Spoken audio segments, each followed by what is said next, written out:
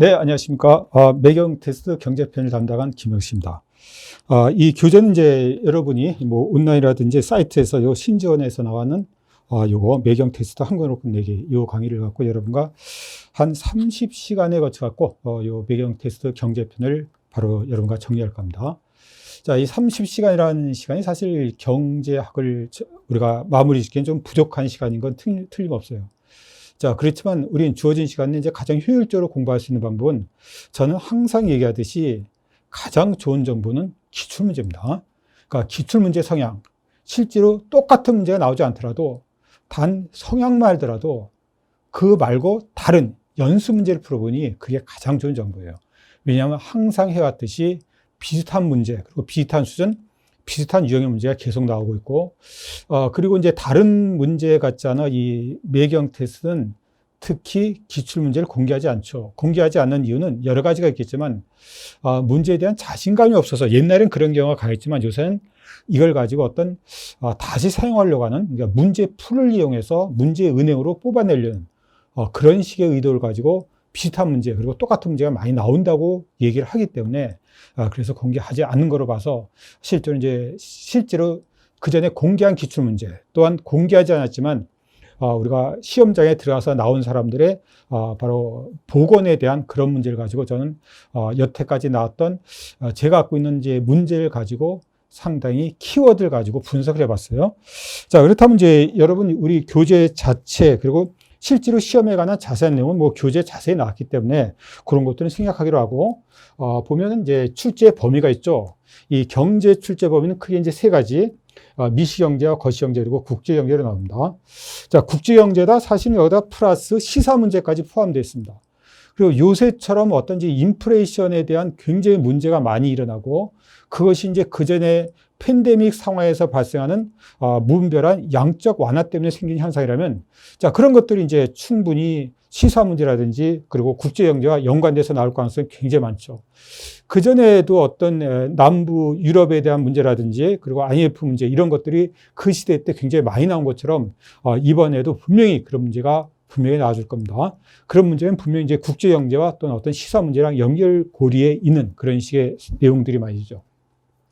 자, 그래서 이제 출제 범위가 이제 미시경제, 거시경제, 국제경제, 거기다 이제 플러스 시사경제까지 있기 때문에 저는 여기서 여러분과 이 약속한 시간이 한 30시간이 됩니다. 그래서 이걸 한 10시간 정도 할애하려 했는데 사실 보면 실제로 문제가 거시경제가 좀 많이 나와요. 그래서 저는 이제 요와 여기서 이제 1시간씩 당겨서 뭐 9시간, 뭐 12시간 요 정도로 비중을 할 겁니다. 물론 하다 보면 약간의 시간 차이가 생길 수 있겠지만 먼저 맨 처음에 계획은 그렇게 시작할 겁니다. 근데 여기 세부 출제 내용이 이제 이 내용이 이제 바로 매경 테스트 주최 측에서 밝힌 내용도 있겠지만 실제로 여러 가지 기출 문제를 통해서 이제 확인한 결과로 이런 식의 출제 내용이 있다는 거죠. 기초 경제 개념, 합리적 의사결정, 시장의 종료 개념, 시장과 정보. 자, 이런 내용이 이렇게 한 10가지 거쳐 있는데, 이 내용은 제가 참고로 봐두고, 실제로 출제된 문제가 어떻게 출제되고 있는가를 제가 한 400여 문제를 가지고 어떤, 키워드를 한번 잡아봤어요. 자, 이 키워드는 뭐, 이렇게 다시 프린트가 되지는 않기 때문에 여러분이, PPT 교환이 여러분이 다운받을 수 있는 걸 알기 때문에 그걸 다운받아서 한번 확인해 보시기 바랍니다. 이렇게 이제 수요의 탄력도부터 시작해서 굉장히 많은 내용이 나오고 있는데, 그때 여기 있는 이 번호는요, 출제 횟수예요. 그러니까 여기서 1이 나오고, 그 다음에 2, 3이 나온다면 그것이, 그지? 예, 여러 번 출제했다는 얘기입니다. 그리고 여기 파란 것은 이제 미시에 관련된 내용이고, 그 다음에 이 노란색은 이것은 거시랑 국제경제 관련된 내용입니다. 그리고 이 검은 것은 한 번 정도 출제된 비중이 낮은 것들이죠. 그래서 본다면 똑같은 이제 이 수요의 가격 탄력도라도 소비자 지체력으로 나온 것이 있고 또 다른 내용, 바로 이제 수요 탄력도 결정 요인이 나온다든가, 그러니까 여러 가지 수요 탄력도가 나오기 때문에 수요 탄력도 또는 우리가 소득 탄력도, 교차 탄력도 여러 가지 물어볼 수 있기 때문에 그걸 세부 사항으로 이렇게 이제 가로를 쳐놨습니다. 자, 마찬가지로 수요 공급의 변화도 이제 대체제 보완제냐, 또는 이제 어떤 소득에 관한 열등제냐, 또는 정상제냐, 또는 뭐 공급의 변화냐, 이렇게 여러 가지가 있겠죠. 그런 것들을 이렇게 제가 이제 다 나눠봤습니다. 실제 문제를 통해서. 그리고 이제 이 외부 효과도 여러 가지 외부 효과가 나오겠죠. 그런 것도 이제 뭐 단순한 외부 효과가 나온다면 그냥 나왔지만 특히 외부 효과 중에서 어떤 특정 분야 그리고 어떤 이론이 가미된 외부 효과가 있다면 이렇게 제가 이거를 집어넣었어요. 자, 이런 식으로 하다 보니까 상당히 나온 문제가 계속 나와주는 경향, 그리고 한 문제만 덜렁 나오고 말아주는 그런 식의 문제도 적지 않아 있어요. 이런 것들이 이제 이 첫 번째 페이지라면 그 다음 계속 페이지가 계속 그 다음 페이지로 연결되는데, 그 다음 페이지 보더라도 이 총수요 관리 정책이 굉장히 많이 나오는데, 이 총수요 관리 정책이라는 것은 나중에 보겠지만 이제 재정 금리 정책을 크게 아우르는 내용인데, 특히 금융 정책이 워낙 많이 나오기 때문에 금융 정책이 워낙 많이 나옵니다. 금리 정책도 이제 금리 인상 효과라든지 또는 인하 효과라든지 또는 디프레션의 대책이라든지 통화 승수라든지 여러 가지를 물어보는 금융 정책이 나와줍니다. 자, 그런 것들을 해보면 그것을 10가지가 넘을 정도로 금융 정책이 나와주니까 제가 이게 한 5년 정도, 6년 정도 봤으니까 뭐 10문제가 넘는다고 해서 매년 한 문제 이상 문제가 나온다는 거죠. 그런 정도로 비중이 높다는 겁니다. 자, 그리고 이제 총수요 관리 정책이라는 것은 바로 이제 수요, 아까 잠깐 설명했듯이 우리가 이제 거시경제를 하다 보면 나오죠. 바로 총수요. 그러니까 어떤 투자라든지 정부 지출이라든지 어떤 통화 정책을 일컫는 말인데, 특히 금융 정책을 따로 나왔기 때문에 이 총수요 관리 정책은 주로 재정 정책 또는 재정과 금융을 한꺼번에 사용한 정책 위주로 총수요 관리 정책을 나눴어요. 워낙 범위가 넓기 때문에. 그리고 인플레이션에 관한 내용도 나오고, 그 다음에 그죠? 어떤 FTA 효과, 특히 환율 결정 이론이 이게 굉장히 많이 나오거든요. 자, 그도 그럴 것이 이제 환율이라는 것이 또 국제경제학의 핵심이 되는 내용이고, 지금도 여러분이 알다시피 우리나라 같은 경우, 그리고 세계적으로 바로 환율이 오르죠. 환율이 오른다는 것은 미국 통화, 달러 가치 올라가고 그 외에 다른 통화 가치는 떨어진다고 합니다. 그것이 발생하는 원이라든지 그것으로 인해서 발생하는 거지 나중에 어떤 그지 결과 이런 것들을 굉장히 많이 물어봅니다. 실제로 그것이 관심 대상일 뿐만 아니라 보다시피 여태까지 나왔던 키워드로도 그것이 증명이 되고 있습니다. 자, 그래서 아까보다 이 번호가 커진 것은 아까랑 계속 우리가 이제 어떤 누적하다 보니까 이 번호가 점점 커지는 겁니다. 자, 아까랑 이제 마찬가지 내용이에요. 계속 내용이 나와주죠. 뭐 인플레이션이라든지 환율 결정이라든지 이런 내용이 이제 끝까지 나와줍니다. 상당히 많은. 그리고 이제 또한 뭐냐면 이런 식으로 한 번 나와주고 말아주는 내용 자체가 이것이 어떤 상시적인 내용, 시사적인 내용이기 때문에 이런 것들은 여러분이 한꺼번에 제가 수업 시간에 다 볼 수는 없어요. 여기까지 보는 것이 이제 마지막인데, 이렇게 이제 굉장히 많은 것을 여러분이 짧은 시간에 보니까 이것이 혼동스러울 수도 있죠. 그래서 저는 이 중에서 바로 2년 이상 그리고 2번 이상 나온 문제들 그런 것만 다시 간추려 봤어요. 그러니까 여러분 이제 30시간에 강의를 한다는 것은 물론 이제 시간이 충분한다면 다 보면 좋겠지만 우리가 흔히 말해서 어떤 가성비, 가심비라는 거 있죠. 이것도 이제 어떤 강의하는데 여러분이 공부하는데 가장 짧은 시간 내에 가장 좋은 효과를 높이기 위해서는, 올리기 위해서는 이런 것들을 분석한 결과를 이렇게 보는 겁니다. 그래서 이제 이 키워드를, 아까 나왔던 키워드를 어떤 미시경제에서 본다면 여기서 미시경제 분야 16개, 거시경제, 그지? 합쳐서 27개, 국제시사까지는, 그지? 37개까지 이렇게 나눠봤습니다. 37개 영역을 본 거죠. 물론 이 안에 이제 상당히 많은 내용이 들어가 있는 겁니다. 근데 이 37개 영역에 대해서 본다면 다음과 같은 우리가 미시경제 분야는 생산 가능 곡선부터 시작해서 자, 우리가 그지? 그다음 보면 정보 경제까지 그지? 상당히 여러 가지 유형의 문제가 나오고 있어요. 그래서 여러분과 또한 본다면 5문제 이상 나온 것을 다음과 같이 이렇게 다시 펼쳐놨어요. 특히 이제 5문제 나왔다는 것은 제가 봤을 때 거의 매년 한 문제씩 나온 것이 5문제라고 보면 됩니다. 특히 조세 부과 효과 같은 것은 11문제 나왔기 때문에 전체적으로 이 한 문제 1년에 2문제가 들어가 있다 보는 거죠. 근데 그 안에 조세 부과에 따른 뭐 단순히 뭐 소비자행위와 생산자행위와 또는 조세 귀차에 관한 것도 있지만 뭐 소비세율 인상 효과, 탄력성 효과 이렇게 세부적인 내용도 있습니다. 물론 이제 이거 말고 여러 가지 수요의 탄력도라든지 조세 부과 효과는 여러 가지 요인이 있겠지만 그 중에서도 이제 특정한 것을 몇 가지 이렇게 꼽아 본 거에 불과해요. 그래서 결국 이제 이렇게 키워드 2 분야별을 한 것은 여러분과 주어진 시간 내에 할 수 있는 것은 제한됐다면 이런 거 위주로, 그리고 여기서 나온 것들은 거의 다 다뤄볼 겁니다. 90% 이상 다뤄볼 거예요. 어쩌다 이제 요 중에서도 이제 좀 자주 나올 것은, 그리고 많이 나온 것은 많은 시간을 드리겠고, 안 나온 것들, 이 중에서 적은 것들은 시간을 줄이거나 또 이제 생략할 수도 있겠지만, 아무튼 여태까지 나온 그런 식의 어떤 출제 경향 그리고 분석한 틀을 가지고 여러분과 30시간 동안 강의를 할까 합니다. 거시경제, 여러분이 이제 여기 이 내용 자체가 이제 교환이 올라가기 때문에 한번 여러분이 참고로 봐시고, 그리고 뭐 참고로 뭐 따로 볼 필요 없이 이제 제가 강의하는 내용에 모두 다 이것이 포함된다고 생각하시면 돼요.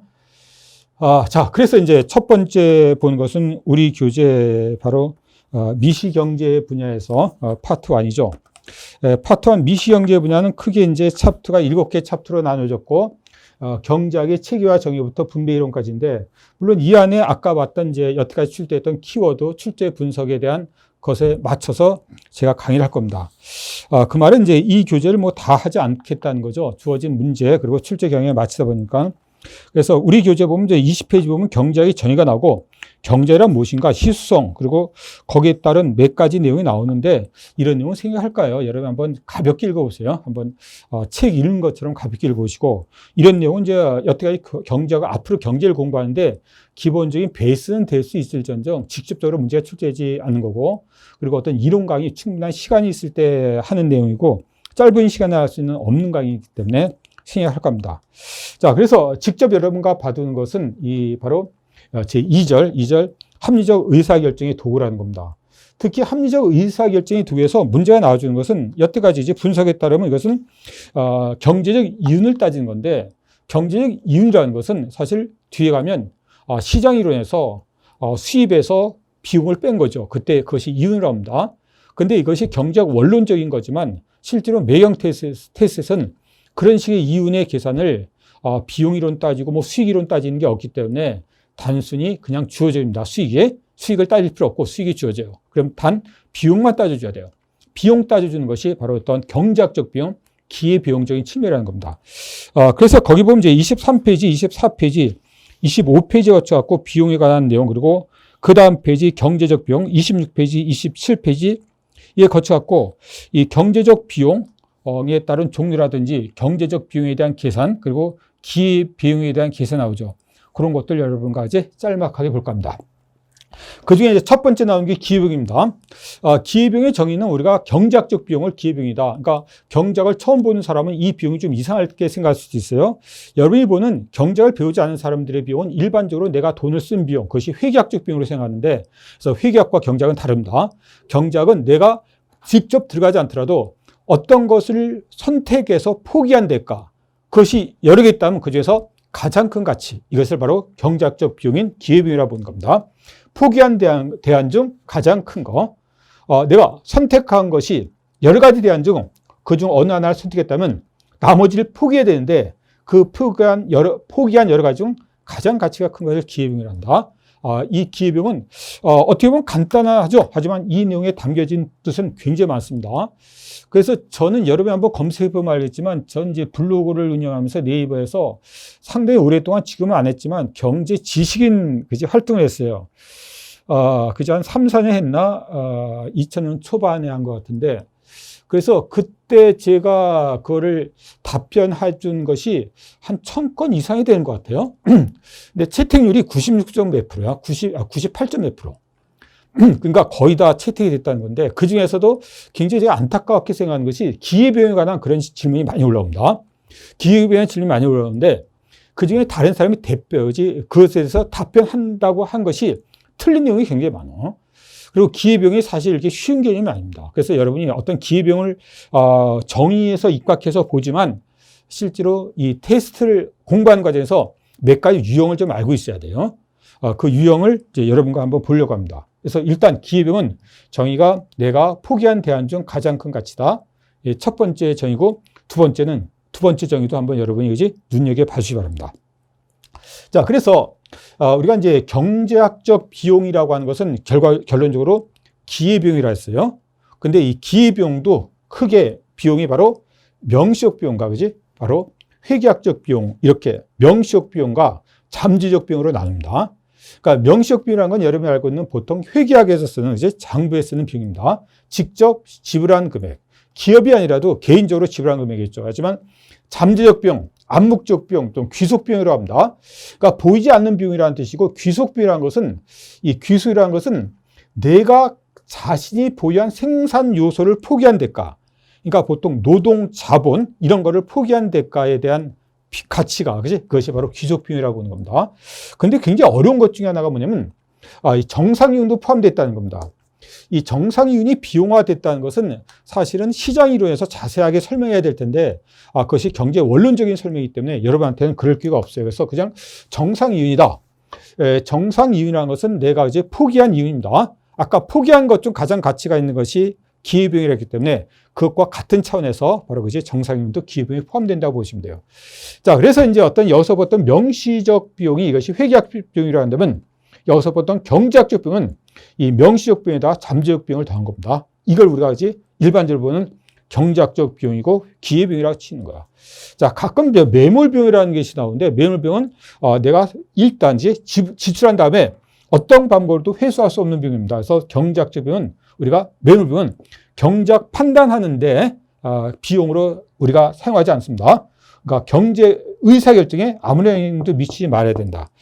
우리가 보통 이제 매몰비용이라는 것은 흔히 그런 얘기를 쓰죠. 그지? 내가 들어간 돈이 얼만데? 흔히 우리가 어떤 사업을 하는 과정에서 그렇죠. 내가 자영업을 하다가 지금 계속 적자 나고 있어. 근데 계속해. 그 내용이 뭐죠? 처음에 들어간 돈이 얼만데? 이미 그것이 회수할 수 없다면 사실 그 시점에서 그 사업을 할 건가 말 건가는 그 비용을 생각하지 말아야 된다는 겁니다. 근데 우리는 그렇지 못하죠. 어떤 경제학적 판단이 바람직해야 된다는 것은 특히 어떤 비용적인 측면에서 기회비용을 생각해야 되는 것이고 매몰비용을 이거를 무시해야 된다는 측면이 굉장히 강해요. 뭐 여기에 관련된 내용이 많이 있는데 우리가 보통 이제 도박장에 가서 이제 본전이 얼마인데 이런 거 주식시장에서 이제 내가 현재 그지 속된 말로 잃은 돈이 얼마인데 그런 거 갖고 주식을 하면 안 된다는 거죠. 현재 시점에 내가 잃더라도 지금 과감히 이제 손매절하고 나올 때도 있어야 된다는 겁니다.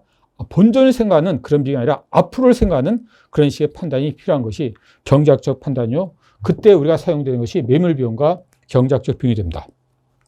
자, 그래서 뒤에 보면 우리 교재 보더라도 거기 경제학적 비용에 대한 실사례 27페이지 있죠. 27페이지 그런 내용이 있어요. 근데 그런 내용은 여러분이 한번 거기 이제 자세하게 잘 설명되기 때문에 여러분이 한번 읽어보시고, 저는 뭐 또 다른 예를 가지고 좀 다양한 예를 들어보려고 합니다. 그래서 갖고 나온 예가 이거예요. 이것도 이제 실제로 매경 테스트에서도 이것도 비슷한 문제가 나오고, 사실 이 내용은 이 기회비용에 관해서 한 서너 개 문제, 네 개 문제를 합쳐진 내용과 비슷해요. 서너 개를 합쳐진 내용이기 때문에 이것만 여러분이 잘 보더라도 기회비용에 대해서 우리가 일목요연하게 바로 설명이 가능합니다. 자, 보세요. 김갑돌은 지금 다니는 직장을 그만두고 국수 전문점을 하기로 했다. 한 달 수입이 얼마에 봤으면 국수 전문점을 하는 것이 경제학적으로 유리한가? 그러니까 뭐 경제학적으로 유리하다는 것은 결국은 이윤이 남겠는가 이러는 거가. 이 내용은 다른 말로 이윤이 남겠는가 이런 얘기야. 김갑돌이 고려할 조건은 다음과 같이 9가지다. 자, 한 달간 가게 월세는 100만 원이고 그리고 국수 원료비는 250만 원이고 사실 이것은 얼마큼 팔리냐에 따라 달라지겠죠. 그리고 주방장과 서빙 2명의 직원을 고용한 임금은 이제 300만 원이다. 그리고 전기료 그리고 연료비 기타 관리비는 약 80만 원 들어간다. 자, 이런 것들은 우리가 금방 보다시피 이것은 우리가 한눈에 알 수 있듯이 들어간 비용이죠. 이것은 이제 경제학적 비용으로 따지면 지금 금방 얘기한 이것은 회계학적 비용입니다. 경제학 비용 중에서 회계학 비용이죠. 회계학적. 자, 회계학적 비용이기 때문에 이것도 이제 우리가 아까 말한 명시적 비용으로 들어가는 겁니다. 이제부터 나머지가 문제야.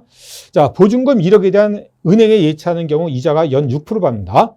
지금 이것이 한 달이죠, 한 달. 우리가 이제 연으로 따진 문제도 있지만 한 달입니다. 한 달.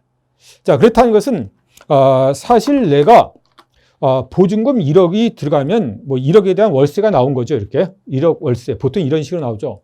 사실 그 돈은 이제 내가 돈이 들어간 게 아니지만 그 돈을 내가 1억을 보증금으로 놓지 않고 은행에다 예치했다면 받는 이자 있죠. 그걸 포기했다 보는 겁니다.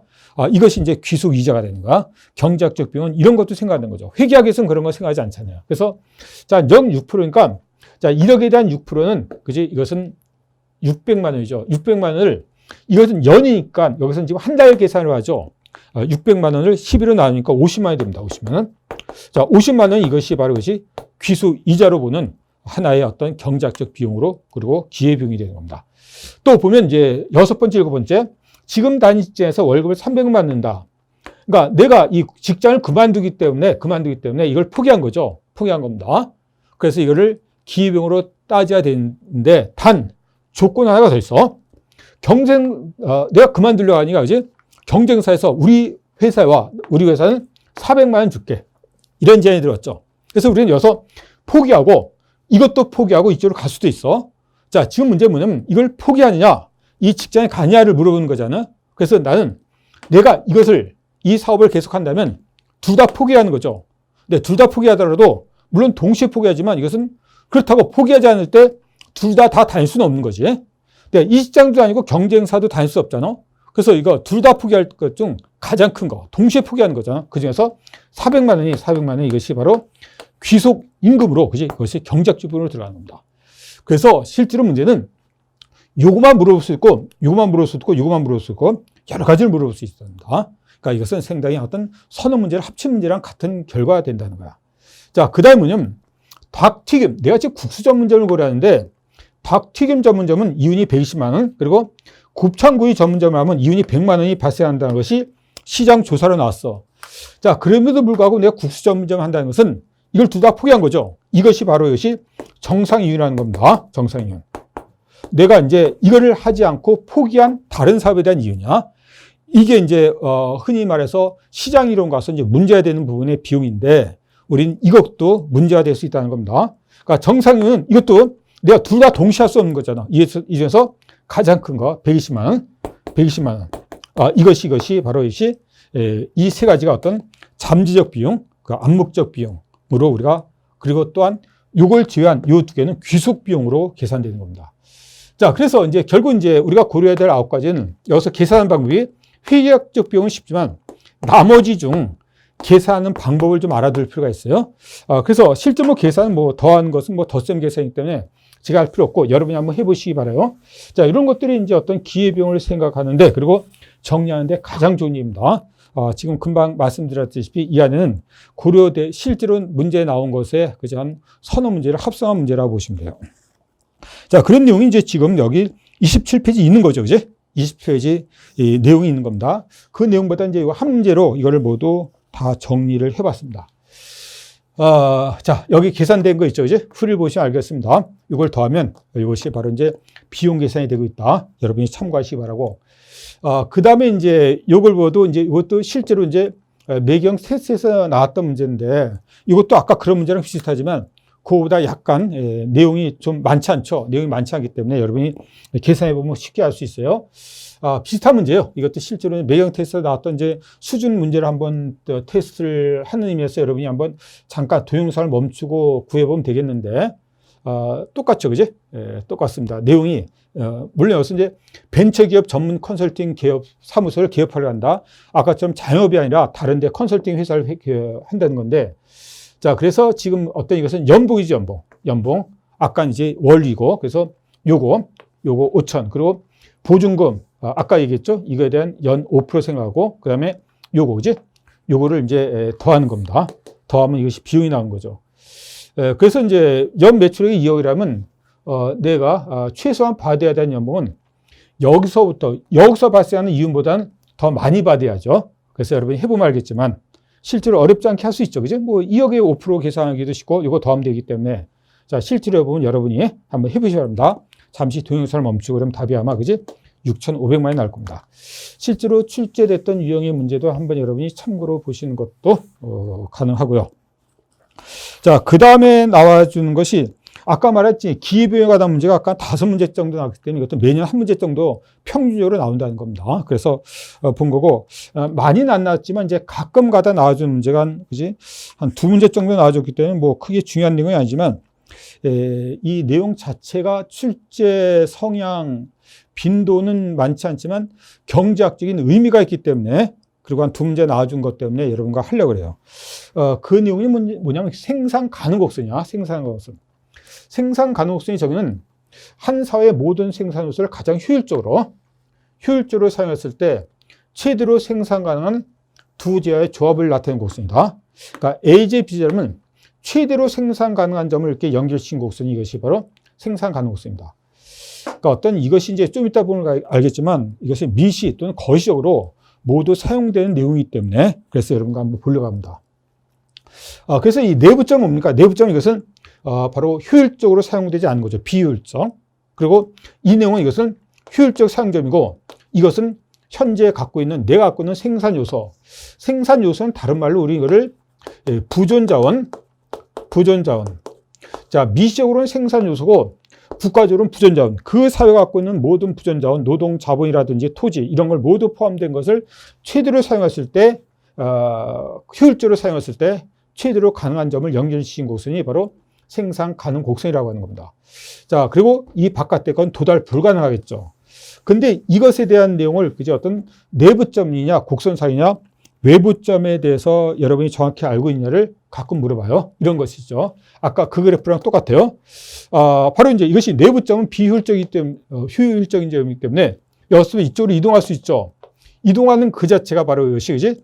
F점에서 C나 D점으로 이동하는 것은 이것은 비효율적인 생산점에서 효율적인 생산점으로 옮기는 겁니다. 효율성이 충족되는 거죠. 자, 이것이 우리가 미시적 분석으로 보면 뒤에 가서 파레토 개선이라고 합니다. 파레토 개선.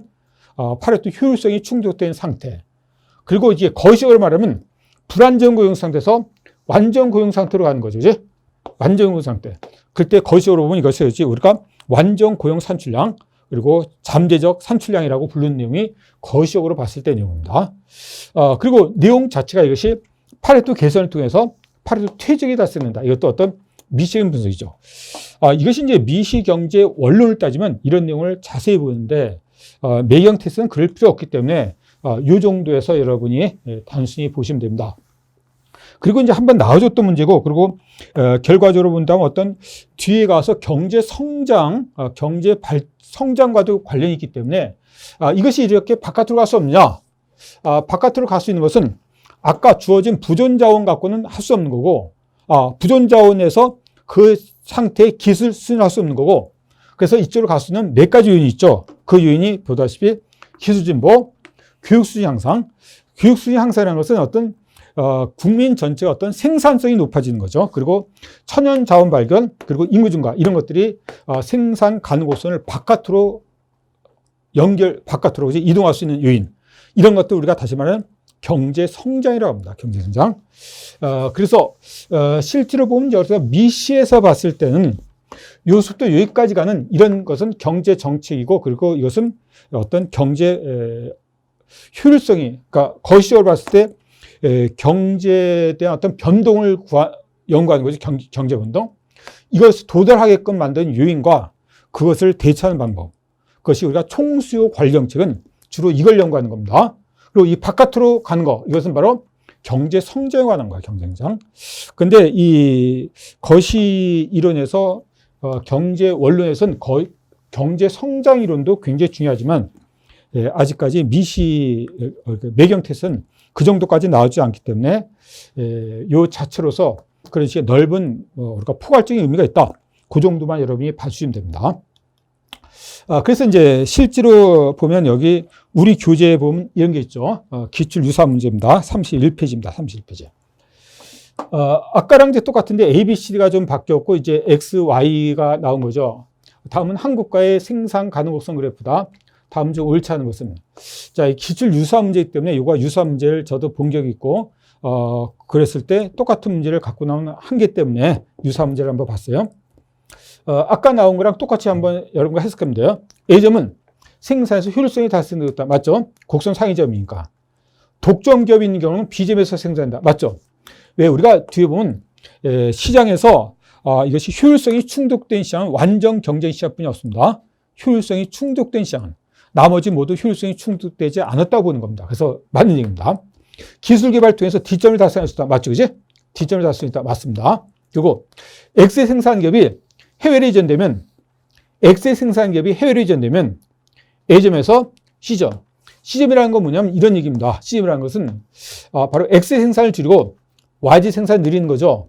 근데 이게 그럴듯하지만 사실 A점도 효율적이고 B점도 효율적이기 때문에 엑셀 생산 기업이 해외로 이전되면 바로 이제 노동과 자본까지 이전되는 겁니다. 노동과 자본까지 이전되기 때문에 제가 생각할 때 이렇게 가지 않고 이렇게 갈 가능성이 크죠. B로 가는 겁니다. C가 아니라 B로 갈 가능성이 커요.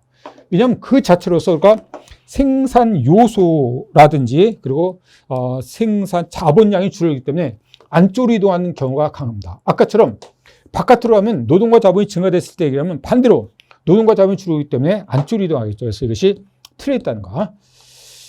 그래서 이 정도로 해석할 수 있는데 사실은 이 5번째가 좀 어렵고 실제로 여러분과는 설명하지 않은 내용입니다. 자, 이것은 이제 뒤에 보면 알겠지만 뒤에서 안 나오겠네요. 여러분과는 이 생산 가능 곡선의 기호를 이거를 MRT라고 해서 한 개의 변환율이라고 하죠. 이건 바로 그지 마이너스 델타 x분의 델타 y로 보고 그를 py분의 px 원래 이거는 MUY분의 MCY분의 MCX라고 이렇게도 합니다. 이건 바로 X의 생산에 대한 기병을 YJ의 단위수로 나타낸 거든 X의 생산의 기병이야. 그리고 이것이 이쪽부터 점점 커지는 거를 그를 기회비용 체증의 법칙이라고 경제 원론에서 나옵니다. 근데 여기서 이제 이 측에서는 그런 것도 안 나오고 기회비용에 관한 내용은 나오지만 거기 잠깐 나오고 있네요. 30페이지 나오고 있죠. 그래서 이쪽에서 이쪽으로 갈수록 기회비용은 체증한다. 기회비용이 체증한 것은 X의 생산에 대한 기회비용이 점점 커진다는 겁니다. 그래서 여기서 A점에 생산한 것이 C점에서 보다 기회비용이 상대로 크다. 그지? A점이 C점보다 크다. 이게 맞는 얘기죠. 이게 X의 생산에 대한 기회비용을 YJ 단위수로 나타냈다 그랬잖아. 그리고 이쪽으로 가면 갈수록 기회비용 체증 법칙이 성립하기 때문에 이 내용이 좀 어려운 얘기로 맞아요. 근데 이런 내용까지는 뭐 또 나올 가능성은 적지만 나왔기 때문에 제가 말한 그 정도 기회비용 체증 그리고 이것이 X의 생산에 대한 기회비용을 YJ 단위수로 나타내고 있다. 그 정도만 여러분이 한번 알아주시기 바라요. 그래서 이제 우리는 그지? 챕터 1이 맞춰지는 과정에서 몇 가지 이제 출제 예상 문제, 우리 교재는 예상 문제를 풀어볼까 합니다. 다 풀어보지 않고 뭐 유사한 문제는 뭐 한 문제만 풀어보고 그 다음에 그리고 별로 중요치 않은 문제는 생략하면서 볼까 해요. 그래서 맨 처음에 보시면 기회비용에 대해서 정확히 알고 있냐 물어보는 건데 처음 보는 사람이 이해하지 못하는 것이 기회비용이라 했어요. 자, 놀부 항부는 1시간 동안 비디오를 보는 대신 아르바이트를 해서 5,000원을 벌었다. 놀부가 아르바이트를 한 것에 대한 기회비용은 그럼 우리가 이제 기회비용은 내가 이걸 하기 위해서 뭘 포기했냐를 물어보는가. 뭘 포기했냐? 내가 이걸 아르바이트를 했냐? 아니면 그지 뭐 비디오를 봤냐? 그거 이전에 내가 5,000원을 벌었다. 내 아르바이트에 대한 기회비용은 1시간 동안 포기한 거죠. 결국 뭐죠? 답은 비디오를 보았다면 얻을 수 있는 즐거움. 이걸 포기한 겁니다. 이것이 바로 기회비용이야. 복잡하게 생각할 필요 없어. 그렇다면 내가 왜 아르바이트 했을까? 비디오를 보았을 때 얻는 즐거움이 5,000원보다 못했기 때문이죠. 만약 비디오를 보았을 때 얻는 즐거움이 5,000원 이상한다. 그렇다면 뭐지? 이걸 포기했겠죠. 왜? 그걸 포기하면 기회비용이 더 크기 때문에. 물론 이제 비디오를 봤을 때 드는 비용이 든다. 그러면 그 비용 계산을 다시 해야 되겠지만 그런 문제 뒤에서 나옵니다. 일단은 우리가 아르바이트에서 하기 위해서 포기한 대가 그만 생각하면 됩니다. 복잡하게 생각할 필요가 없다. 또 마찬가지로 아까 나온 것처럼 여기서 생산 가능 곡선을 우상향으로 이동시키면 아까 바깥으로 이동시키는 거죠. 이렇게 XY에서 생산 가능 곡선을 이렇게 우상향이라는 것은 이렇게 이동시키는 겁니다. 아까 말한 기술 진보라든지 또는 노동과 자본 증가죠. 그래서 이것이 틀렸죠. 효율성 제고는 곡선 내부에서 곡선 상으로 옮기는 거잖아. 나머지는 모두 맞습니다. 그래서 이것이 이제 생산 가능 곡선의 어떤 곡선 상에서 이동이냐, 또는 내부에서 곡선 상으로 이동이냐, 곡선 자체 이동이냐, 그걸 구별하는 문제가 되고 있어요. 그 다음에 이제 이것도 사실은 이제 굉장히 유명한 문제 중에 하나인데, 다른 시험에서 나왔어. 10필선가 나왔던 문제 중에 하나입니다. 그러니까 이것도 어떤 기회비용에 대해서 물어보는 이제 상당히 어떤 정확한 문제가 되고 있어요. 그리고 여러분이 잘못 생각하기 쉽죠. 어떤 변호사는 자신의 업무용 컴퓨터 작업을 하기 위해서 1시간당 10,000원을 지불하는 조건으로 사무를 챙겼다. 근데 이 변호사의 업무 비용은 시간당 10만 원을 버는데 사모님 컴퓨터 능력이 못한 걸 보고 사무를 해고하고 그 하던 컴퓨터 작업을 변호사가 한다. 경제적으로 옳게 해석한 것은. 자, 그렇다는 것은 사실 이 사람은 여러분은 어떤 생각을 하게 되면 뭐 이런 생각을 하기가 쉬워. 변호사가 사무원이 하던 컴퓨터 작업을 일과 시간 후에 한다면 경제적 비용이 발생하지 않는다. 뭐 이런 식으로 생각하기가 쉬운데, 그런데 실제로는 이 사람이 그지 시간당 업무 비용이 10만 원이라면 그걸 하냐 말이냐, 이 사람의 여가 시간도 그지 10만 원의 가치가 있다 보는 거야. 좀 이상하죠? 뒤에 가서 우리가 노동 공곡선을 배우는 경제 원론에서는 그런 걸 배웁니다. 그 사람이 일반적인 그런 시의 가치는 여가 시간, 내가 놀더라도 그 시간의 가치는 그제 내가 포기한 시간과 같다 보는 거죠. 물론 그제 하루에 12시간 내내 바로 이제 업무를 볼 수는 없는 거죠. 하지만 경제적으로는 내가 여가 시간을 선택한 그것조차도 포기한 대가를 보기 때문에 이것도 마찬가지죠. 변호사가 바로 이 컴퓨터에 대한 작업을 직접 한다면 뭐를 포기한? 10만 원을 포기하고 10,000원을 벌어들인 겁니다. 그러니까 9만 원을 손해보는 그런 식 행동을 하는 거죠. 그래서 우리가 흔히 말해서 어떤 뭐 빌 게이츠는 길거리 가다가 1달러가 떨어져도 죽지 않는다는 얘기가 있어요. 이제 1달러 죽기 위해서 사용하는 시간, 그지? 3초. 그 시간은 그 사람의 시간 기회비용보다 훨씬 더 낮아요. 그냥 가는 게 낫죠. 자기는 그지? 3초에 시간적 비용이, 시간의 비용이 더 크단 말이에요. 그 사람은. 그런 식의 여러 비유한 내용이 있어요. 그래서 결국 뭐죠? 이것은, 이거죠. 답이 1번입니다. 변호사의 컴퓨터 작업에 대한 기분은 자신의 변호의 업무의 가치가 같다. 처음 해보는 사람은 이런 답을 내기 어려운데 조금만 기회비용을 공부한 사람은 어렵지 않게 이런 답에 그지 접근할 수가 있는 겁니다. 자, 그 다음 보면 이제 이거 7, 8번 그리고 에 관한 문제인데 그리고 그 이후에 비슷한 문제가 또 있어요. 9번, 10번은 여러분 한번 풀어보시고 다 비슷한 문제입니다. 막상 비슷한 문제가 되는데 자, 그래서 본다면 이런 거죠. 장화홍련은 몇 달 전에 인기 그룹 서방신기 콘서트 입장권을 한 장에 10만 원씩 구입했다. 그러니까 이런 것에 대한 기회비용을 생각을 여러분이 굉장히 어렵게 하고 잘 틀려요. 근데 장화홍련은 친구인 콩쥐가 같은 날, 같은 시간대에 열리는 또 다른 인기 그룹 슈퍼 시니어 콘서트에 공짜표였으니 함께 가자고 했다. 지금 동방신기 10만 원 이렇게. 슈퍼 주니어 콘서트 입장권 원래 5만 원이며 장화홍련이 20으로 얻은 편익은 6만 원이다. 서방신기 콘서트 입장권을 공연 전에 환불하면 8만 받을 수 있다. 그럼 얘가 서방신기 콘서트를 보러 가기로 했다면 이제 서방신기 콘서트를 보러 가기로 했다. 그러면 장화 선택에 대한 기회비용이 뭐냐 이런 얘기죠. 그지? 서방신기 콘서트를 보러 가기로 했다. 그러면 이 서방신기 콘서트를 보러 가기 위해서 포기한 비용이 뭔가를 따져야 되는 겁니다. 그러면 그지? 그러면 슈퍼주니어 콘서트를 포기한 거죠. 근데 이게 5만 원이었잖아, 그지? 근데 이것은 또 무료를 받았잖아. 그럼 0이 아니냐? 그게 아니라 내가 서방신기 콘서트를 선택해서 포기한 것이 뭔가 보아야 돼. 만약 그걸 하지 않았다면 나는 서방신기 콘서트를 선택했을 때 포기한 가치. 그러면 내가 그걸 가지 않았다면 내가 8만 원을 환불받을 수 있죠. 10만 원이 들어간다. 이것은 요 과정에서 발생하는 2만 원 매물 비용이 되는 거야. 어차피 10만 원 회부할 수 없어. 그래서 8만 원이 내가 이제 얻을 수 있는 비용이기 때문에 여기 기회비용이 들어가. 근데 이거 말고 또 그지? 편익이 6만 원 있죠. 그러니까 2만 원을 환불받을 수 있고 6만 원을 그지? 이만큼 편익이 발생하잖아. 이걸 포기했다면. 그러니까 이걸 선택에 대해서 그지? 포기한 것은 그지? 각각 이것과 이것은 그지? 슈퍼지니어에 대한 편익이 말하는 겁니다. 그지?